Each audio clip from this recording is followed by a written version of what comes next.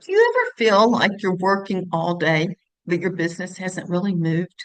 You finish one course, then you go buy another one. You start a funnel, then you switch to Pinterest. You start a podcast, and then you decide, oh, YouTube is the answer. You're busy, but you're always starting over. I really believe today's episode will help you. It isn't really about focus, it's about why smart entrepreneurs lose focus in the first place and how to overcome that. Because when you can regain your focus, focus creates momentum. I'm carried back with Family eBiz, where we help families start and scale their online businesses so they can find freedom in their life to do what they're called to do. Let's talk about this idea of focus. Many of us, myself included, have the shiny object syndrome, and they see something, we go over there and we'll spend 6 months to, oh, then we'll go over here and we'll spend another 3 months. We can't focus on what really matters. And when we can get off that hamster wheel and focus on what matters, that will create momentum in your business. You see, there's really a hidden cost to all of this. Most entrepreneurs don't quit, they restart. And every time they restart, that new strategy comes with new learning, new tools, new mistakes, and new delays, especially the last one. You're just delaying making sales. The problem isn't a lack of effort, it's constantly resetting your progress. Oh, I got to make another product. Oh, I got to do this. Focus on one thing. This made a huge difference in my life. I guess it's been about 4 or 5 years. I was taking Amy Porterfield's Digital Course Academy, and she was talking about how she only sells like 3 courses at the time. And I thought, why am I trying to sell 25 things? How about focusing on one? And that's when I started focusing on leadership education. There's a variety of things that go with it that are supplemental, but that's my course. And I have an event, Life Skills Leadership Summit. It all goes together and focuses on one thing. I'm not restarting all the time. James Hoffman also, he decided that instead of trying to become an influencer in the coffee niche, he became obsessed with one topic, specialty coffee education. Actually, when I was researching him, I got the website and sent it to my son and daughter-in-law because she actually took a barista class on, I don't know, making your own coffee and drinks and all that kind of stuff. That's what James Hoffman helps. He focused on YouTube channel, books, and courses, but he eventually made him one of the most respected names in the coffee world worldwide. He didn't chase every opportunity. He became known for one thing, and that is a focus that then creates momentum.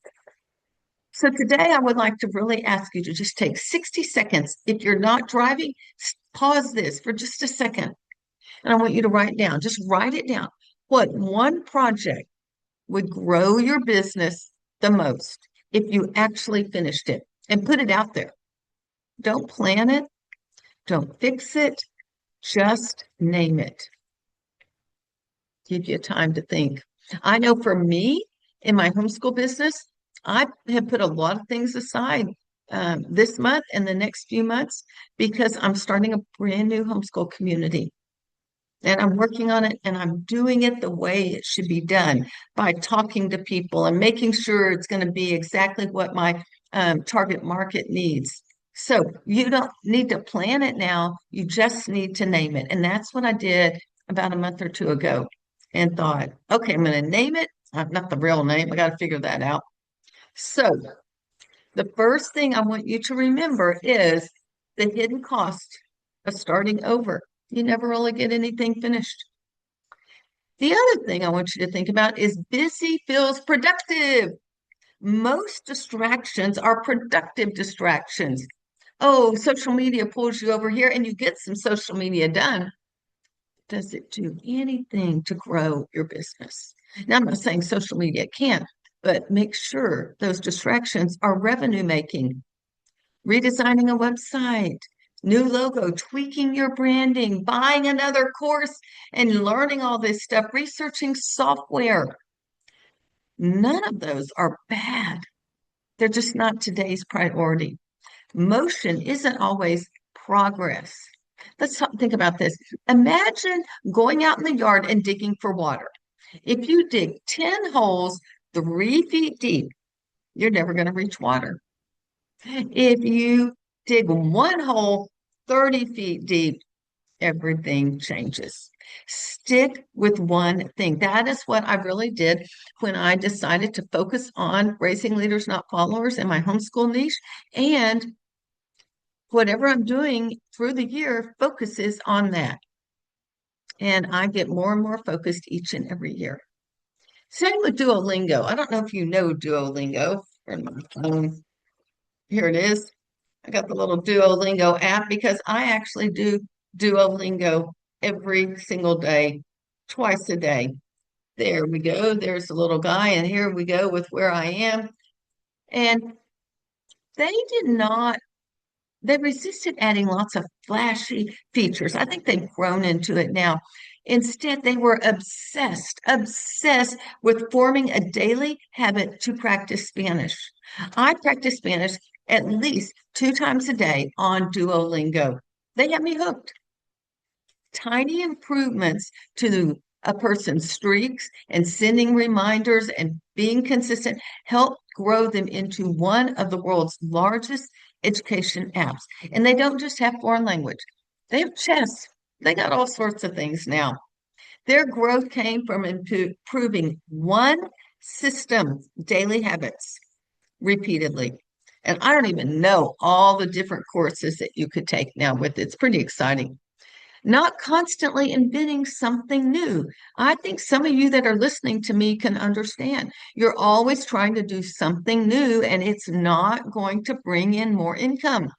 You need to focus. So I'm going to ask you again, what one thing in your business are you improving every month, every week, every day? That's what you need to do. Just being productive. Busyness doesn't mean you're bringing in revenue. Next, focus builds compounding results. Every week you stay focused, you gain experience. Every month, your systems improve and every launch gets easier. I know for a fact because momentum compounds. But every shiny object resets the clock and you have to start all over. That is expensive. So I want you to think again. Let's go back to 90 days. Maybe even write this down if you're not driving. For the next 90 days, I am saying no to. What are you going to say no to? I can't fill in that blank, but you need to think, what am I? For me, sometimes it's affiliate promotions or no to all the speaking or whatever it is. They're constant, they're good. I am productive, but they're a distraction from what I really need to do. I was reevaluating these yesterday evening before the soccer match, and um, I just, I have not turned in any applications for anything. And I finally feel like I have a little bit of space, a breathing room that I can actually send a few things in with a partner that I've worked with in the past. So fill in only one distraction for the next 90 days. I am saying no to. All right. And then lastly, why do entrepreneurs stall? This is where people think they need more information, another book, another webinar, but what they really need is accountability. The reasons entrepreneurs stall, and maybe that's you, isn't because they don't know enough. Y'all taken so many courses, y'all can rattle off things that I don't even know. And sometimes you rattle off things, and then I go research it, and I'm like, I don't know where you learned that from, because that may not even be true. The real reason you stall is because no one is helping you keep the main thing the main thing. Sometimes one conversation can save months of wandering down that rabbit hole. That's one reason I have created the mastermind groups. They're not open, but I would love to visit with you. Not because someone's going to give you another 100 ideas. You already got plenty of ideas because someone helps you decide which of your ideas really matter, which one will push you forward. Derek Sievers, he was building something called CD Baby. He ignored all the opportunities to expand into unrelated businesses. It was a music niche um, product. He focused on creating the best experience possible for independent musicians, and that focus helped CD Baby become one of the largest distributors for indie artists before he sold the company. Indie artists, those are independent artists. You see, his advantage over everyone else was not doing more, was not creating more things. It was doing less exceptionally well. If you're multitasking, come back to me and listen. If his success and his advantage was doing less exceptionally well, that's what you need to be doing in your business as well. You see, focus creates momentum. Your business probably doesn't need another strategy. It needs more weeks spent on the right strategy. Just like I've been talking about for the past few weeks, some of y'all send emails to everyone. No, you need to send the right email to the right person at the right time. And if you don't know how to do that, reach out to me. Let's talk. Get on one of these consultation calls. But that's what you need to do. Focus on the right strategy right now. For right now, that is what I'm encouraging to.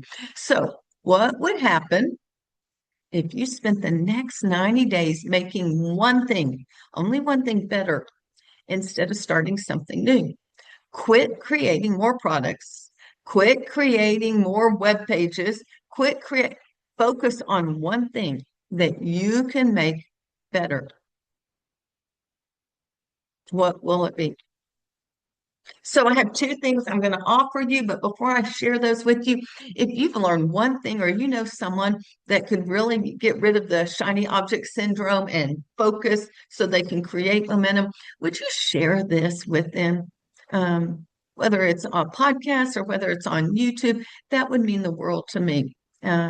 So what do I have for you today? I have two things. One is my brand new business focus assessment. The link will be in the show notes. And it is, I think it's about 10 questions that you can ask yourself to determine what is that one thing that you should be focusing on the next 90 days. And then if you want to get on a consulting call for when I open up the mastermind again, please sign up. I am always open to getting on a consulting call because I truly believe, and as you've heard, so many of my mastermind members are seeing great success and they're growing their business because they're in a small group. I'd love to help you as well. Hey, I am Carrie Beck with Family eBiz. We'll talk to you next time.